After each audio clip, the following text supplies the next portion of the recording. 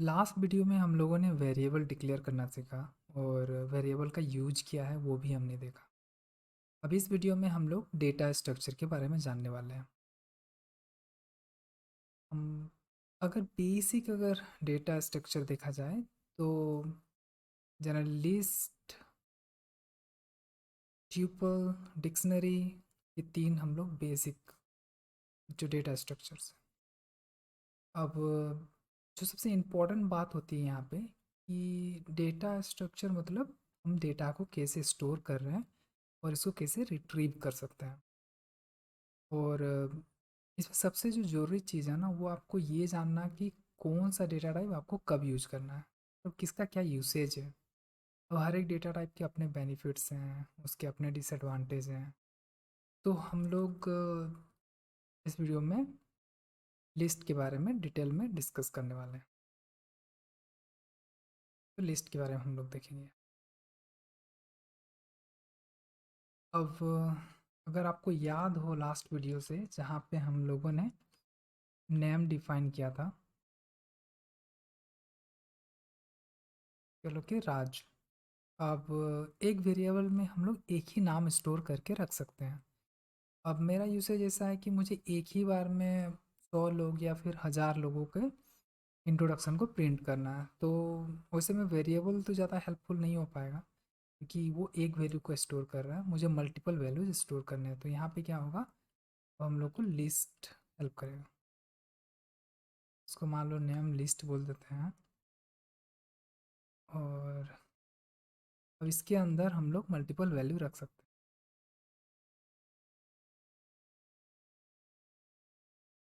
ये दोनों वैल्यू अभी हमने रख दिया। बहुत ही सिंपल है। अब जब भी लिस्ट डिक्लेयर करते हो ब्रैकेट्स दे दो, ब्रैकेट्स के अंदर आप वैल्यू रख सकते हो। अगर मान लो नंबर्स का कुछ अगर आप लिस्ट बना रहे हो तो वो भी सिंपल ब्रैकेट दे के अब आप यहाँ नंबर लिख सकते हो, कॉमा करके सारे वैल्यू यहाँ पे रख सकते हैं, है ना। अब मान लो ये तो हमने उसको डिफाइन कर दिया। अब मुझे ये वैल्यू मान लो एक्सेस करना है, इसे मैं प्रिंट कैसे करूँगा। बहुत सारे तरीके हैं। और पहले तो हम लोग देखते हैं कि इनका जो पोजीशन देखते हैं, पहला जो वैल्यू है वो कौन से प्लेस पे है। तो पाइथन जो प्रोग्रामिंग लैंग्वेज है यहाँ पे जो काउंटिंग स्टार्ट होता है वो जीरो से स्टार्ट होता है, तो 0 1।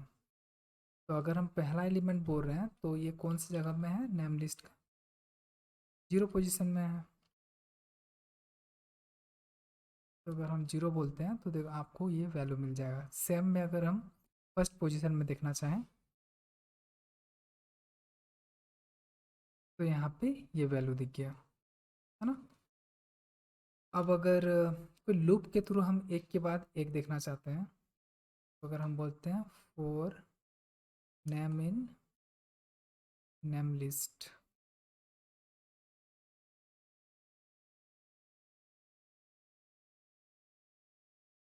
तो यहाँ पे नेम प्रिंट करते हैं। यहाँ पे आप देखोगे कि ये सारे वैल्यू जो भी हैं उसे हम एक लूप के थ्रू एक्सेस कर पा रहे हैं। अगर लास्ट वाला एग्जांपल में एक ही टाइम पे मुझे दोनों का इंट्रोडक्शन देना है, मैं क्या करता कि ये लूप लेके इसमें पे लिख सकता था कि आई एम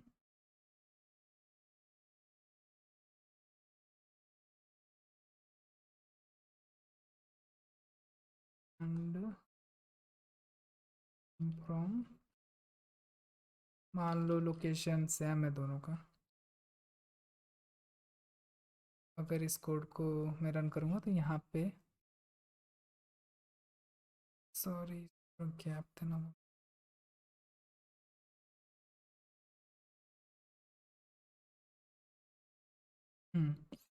तो यहाँ पे ये दोनों इंट्रोडक्शन एक साथ प्रिंट हो गए।